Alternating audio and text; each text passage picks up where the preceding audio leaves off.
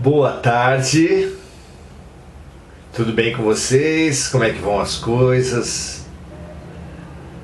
Vamos chegando no nosso espaço, no nosso cantinho espiritual. Sejam todos muito bem-vindos. É uma alegria a cada vez que nos reencontramos aqui. É a reafirmação da nossa lucidez, da coragem de seguirmos o Espírito, de buscarmos o que é essencial para esse momento das nossas vidas. Essa lucidez e essa coragem precisam ser festejadas por todos nós. Na verdade, atender ao que a vida propõe, ao que a vida estimula, ao que a vida chama, deve ser a felicidade de todos os momentos, de todas as pessoas. Ao contrário dessa felicidade que tantos teimam em se aprisionar, que condiciona a alegria, o prazer, a felicidade, ao atendimento aos seus desejos, a felicidade de se submeter-se, de entregar-se, de atender aos desejos da vida, é uma felicidade que está por ser descoberta. Tem sua expressão no Pai Nosso de uma maneira maravilhosa quando Jesus nos propõe nos reprogramar no seguinte sentido: que seja feita a vontade de Deus assim na terra como no céu. Sim, essa busca por fazermos a nossa vontade uns sobre os outros, uns contra os outros, é a expressão da nossa infelicidade. Só há felicidade naqueles que percebem, compreendem, aceitam e se integram, se entregam à vontade de Deus. Mesmo quando expressa em aparentes contrariedades, adversidades, a alma madura sabe que nada é realmente contrário, nada é realmente adverso. No hospital perfeito, na escola perfeita de Deus. Que alento, que nova postura, que esperança, que confiança essa postura gera em nossas almas. Que assim seja. Que nós crescentemente cultivemos essa nova atitude como a grande chave da nossa elevação, da nossa felicidade.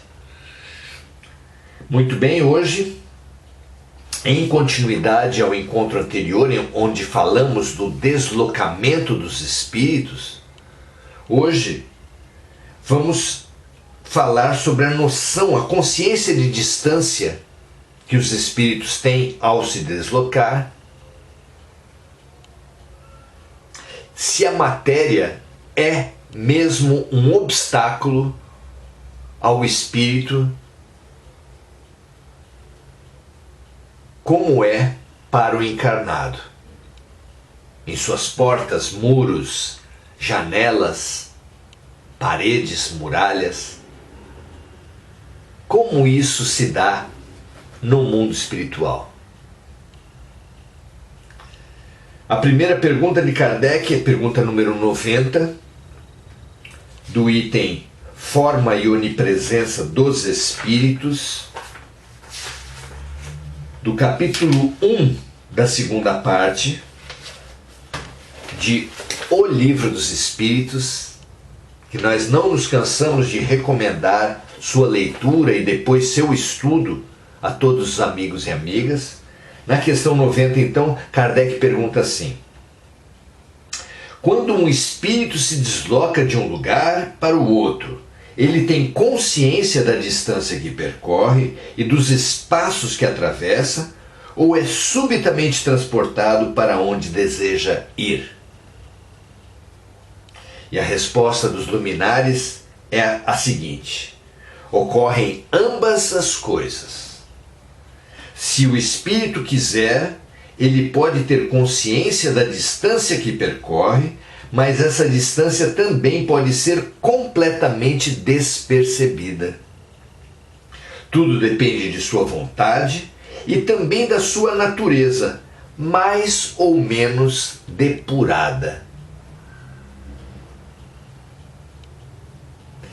É uma resposta muito interessante, que vai ser complementada com a questão 91, onde Kardec pergunta: a matéria constitui obstáculo para os espíritos? Não, eles passam através de tudo. O ar, a terra, as águas e até mesmo o fogo não lhes oferecem qualquer obstáculo.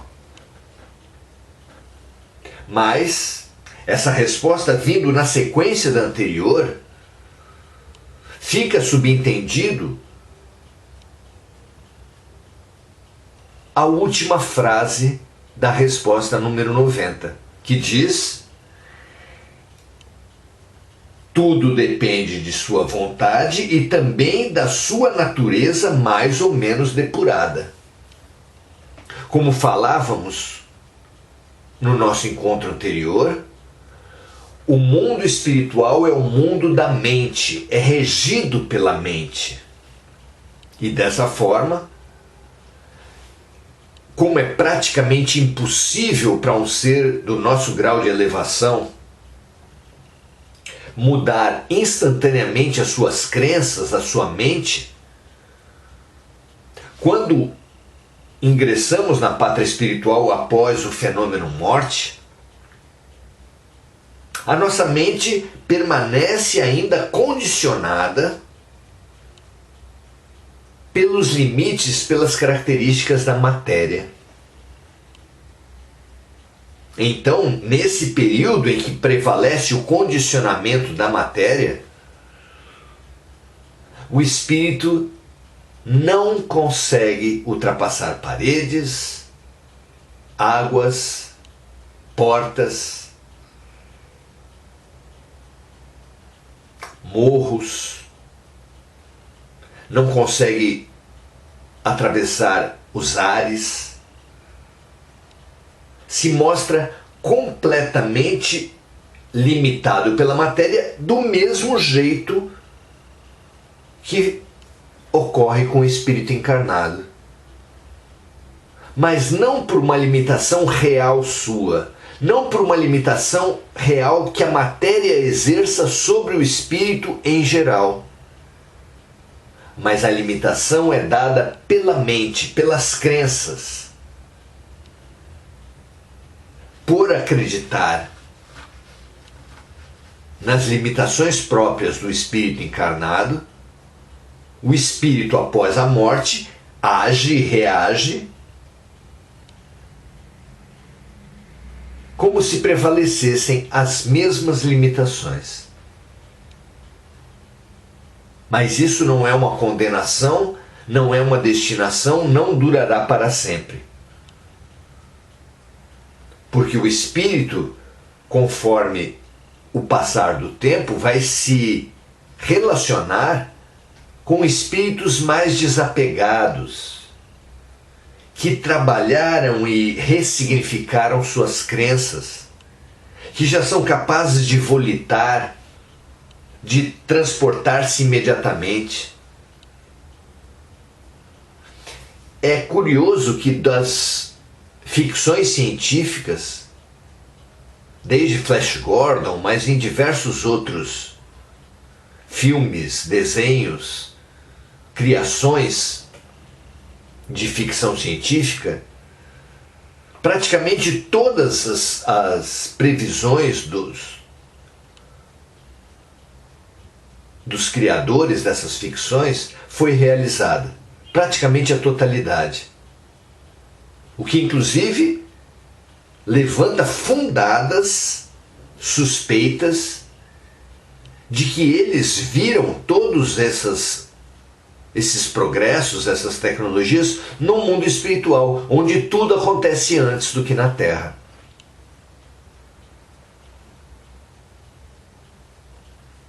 Muito interessante entender isso. E mais interessante ainda é perceber que um dos únicos pontos que, apesar de previsto, não se realizou foi o teletransporte. Pois no mundo espiritual, sob a regência da mente, o espírito desapegado, desenvolvido, livre de pesos mentais e espirituais, consegue se deslocar ao sabor de sua mente, tanto sentindo a distância na volitação, que é uma espécie de voo, onde, como um pássaro, o espírito percorre as distâncias, sente o passar do espaço sob ele, quanto também pela transposição imediata dos espaços, com a qual ele apenas mentaliza o lugar aonde quer ir e transpõe essas distâncias imediatamente. As duas realidades são reveladas aqui pelos Espíritos para todos nós. Como falamos no nosso encontro anterior, isso deveria e deve despertar em todos nós a importância do controle da mente, a capacidade de imaginar as situações, a capacidade de formular imagens mentais, a capacidade de dominar a própria mente pelos exercícios conhecidos de oração, meditação, criação artística, criação no campo da construção civil, nos diversos campos. Dar asas à imaginação já aqui na Terra nos fará chegar ao mundo espiritual após a morte com uma capacidade mental muito maior, uma facilidade extraordinária de expandir os nossos talentos espirituais, as nossas capacidades espirituais, exatamente por termos treinado nossas mentes, ferramenta determinante na pátria espiritual.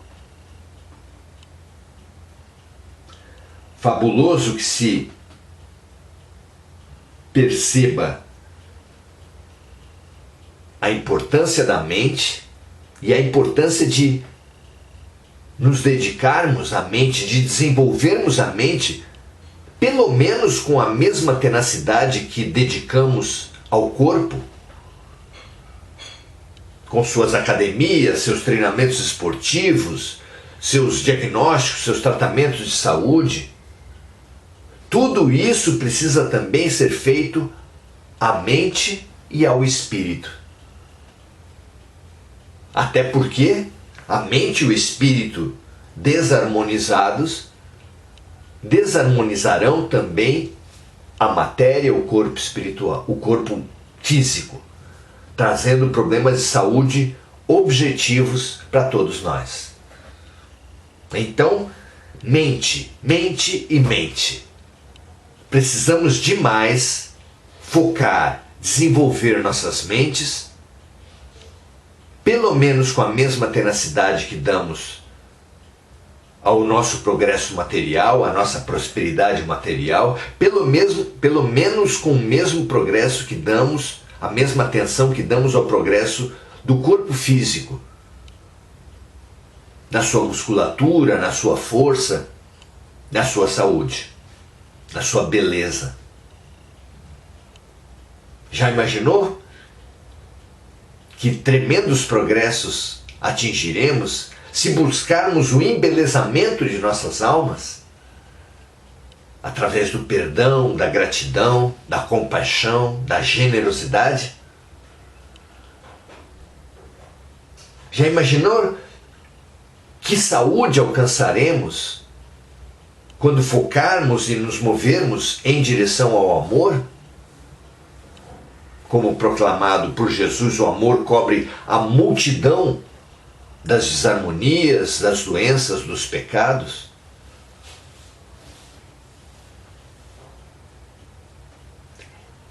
Não há por que esperar a morte para todas essas conquistas.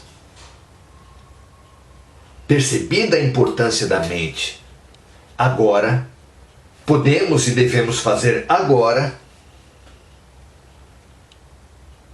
a mudança que um dia nos será fundamental, fazendo com que no fenômeno morte, após o fenômeno morte, o retorno à pátria espiritual, nós reunamos as condições fundamentais para recomeçar a vida em bases muito mais proativas, muito mais eficazes, muito mais rápidas. Como em toda parte, o princípio é o mesmo. A boa morte, a boa vivência após a morte, depende da boa vida. Com a advertência fundamental de que boa vida, do ponto de vista espiritual, é muito diferente de boa vida do ponto de vista material, corporal, sensorial. Boa vida, no sentido material, sensorial, é beber muito, comer muito, ter muito prazer de todas as formas. Impor-se fisicamente sobre os outros, mas boa vida do ponto de vista espiritual se baseia nos pilares trazidos por Jesus Cristo. Boa vida, no final das contas, é amar a si mesmo, amar o próximo como se ama a si mesmo, amar a totalidade dos seres da criação, como amamos o próximo, como amamos a nós mesmos. Amor é a ferramenta fundamental da boa vida. Viva bem, morra bem em consequência, e viva, renasça bem na pátria espiritual. Que essa lucidez direcione todos os nossos movimentos, os nossos progressos, os nossos estudos, os nossos desapegos, o nosso perdão, a nossa compreensão, a nossa vida. Que assim seja. Um grande abraço a todos.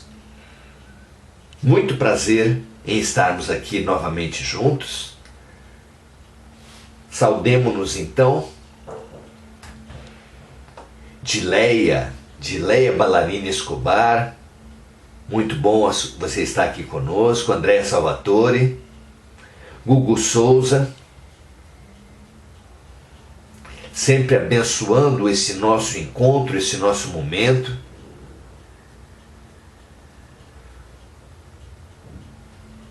Propondo a compreensão da bênção que é estudar o Livro dos Espíritos nessa integração, nessa comunhão que temos aqui. Também achamos assim, Gugu, é realmente um privilégio. Muito obrigado, gratidão também pelo privilégio de estar com você. Adorável Almeida Ferreira, muito boa noite. Gratidão também. Muito bom estarmos juntos. Transbordemos, sempre que acharmos que a reflexão é útil, transbordemos, compartilhemos, multipliquemos o bem, a luz aqui produzida, como Jesus e os discípulos multiplicaram o pão de Deus. Porque assim mataremos nossa fome para sempre. Paz e bem. Tudo de muito bom para cada um de vocês. Amanhã estaremos novamente juntos às 18 horas. Até lá então. Grande abraço.